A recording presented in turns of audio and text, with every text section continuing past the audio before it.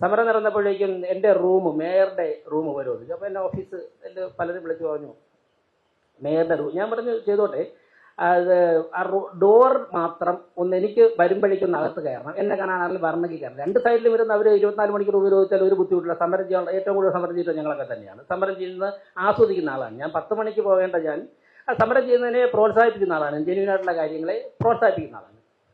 10 മണിക്ക് പോകേണ്ട ഞാൻ 12 മണി വരെ മറ്റുള്ള പരിപാടികളിലൊക്കെ പോയിട്ടിരുന്നു. 12 മണിയായപ്പോഴേക്ക് പിന്നെ പോകാതിരുന്ന് കഴിഞ്ഞാൽ അന്നത്തെ പിന്നെ അടുത്ത വാർത്ത വരാൻ പോകുന്ന മേയർ ഒപ്പിടാത്തതുകൊണ്ട്, ചെക്ക് ഒപ്പിടാത്തതുകൊണ്ട് പെട്രോൾ മുടങ്ങി വണ്ടി വഴിയിലായെന്നായിരിക്കും അടുത്ത വാർത്ത.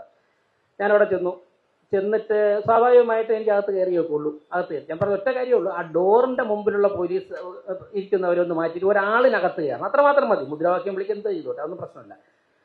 ഞാൻ സ്വാഭാവികമായിട്ട് എനിക്ക് അകത്ത് കയറി. ഞാൻ അകത്ത് കയറിയതിന് ശേഷം പിറ്റേ ദിവസം രാവിലെ നോക്കിയപ്പോഴേക്കും മേയർ 1-ാം പ്രതിയായിട്ടാണ് FIR. ഞാൻ മനസ്സിലാക്കിയിട്ട് മേയർ 1-ാം പ്രതിയായിട്ട് ആദ്യത്തെ FIR വരികയാണ്.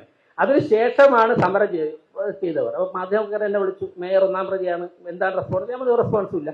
6 മാസമല്ലേ ഉള്ളൂ മേയർ ആയിട്ട്. 10-20 വർഷം ഒരുപാട് ക്രിമിനൽ കേസ് ഉള്ളതുകൊണ്ട് അതിൻ്റെ കൂടെ ഒരു കേസ് എന്ന് പറഞ്ഞ് ഞാൻ അതിനെ വളരെ ലൈറ്റായിട്ട് പോസിറ്റീവ് സെൻസിലാണ് എടുത്ത്. ഞാൻ സൂചിപ്പിച്ചത് ഇവിടെ ഇപ്പോൾ എൻഫോഴ്സ്മെന്റ് ഡയറക്ടറേറ്റിന്റെ EDയുടെ അന്വേഷണം നടന്നു.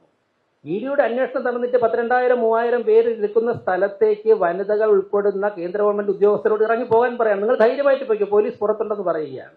2,000-3,000 പേര് ഇരിക്കുന്ന സ്ഥലത്ത് അവിടെ ഉണ്ടാകാത്ത ധാർമ്മിക രോഷം 6 പേരുള്ള സ്ഥലത്ത് തോക്കെടുത്ത് മുകളിലേക്ക് വെടിവെക്കുവാൻ വേണ്ടി കാണിക്കുന്ന പോലീസ് ഇവിടെ ഉണ്ട്. ഞാൻ ആദ്യം പറഞ്ഞ കാര്യങ്ങളൊക്കെ ഉള്ളപ്പോൾ തന്നെ ജനറലായിട്ട് പോലീസിനെ കുറിച്ച് പറയുമ്പോൾ സമൂഹത്തിന് പോലീസിനെ കുറിച്ചുള്ള അസസ്മെന്റ് വരുന്നത് ഇവിടെയാണ്. തീർച്ചയായിട്ടും ഒരു മാറ്റത്തിന് സംസ്ഥാന സർക്കാർ തുടക്കം കുറിക്കുമ്പോഴേക്കും ആ മാറ്റത്തിന് അനുകൂലമായിട്ട് ജനാധിപത്യ കേരളം ചിന്തിക്കും.